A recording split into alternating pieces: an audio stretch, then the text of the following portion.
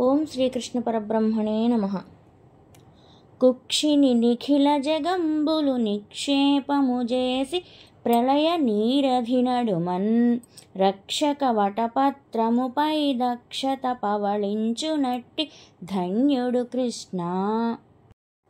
అందరినీ రక్షించే ఓ శ్రీకృష్ణ, ఎంత ఆశ్చర్యం!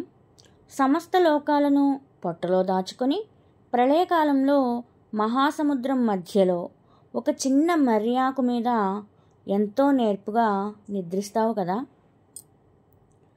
ముందుగా ప్రపంచాన్ని సృష్టించి కొంతకాలం తర్వాత ప్రళయాన్ని సృష్టిస్తాడు భగవంతుడు.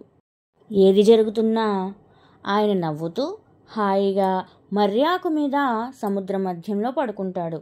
అంటే కష్టసుఖాలు ఏవి కలిగినా వాటిని చిరునవ్వుతో స్వీకరించాలే గాని అధికంగా సంతోషపడకూడదు, అధికంగా బాధపడకూడదు అని బోధిస్తున్నాడు.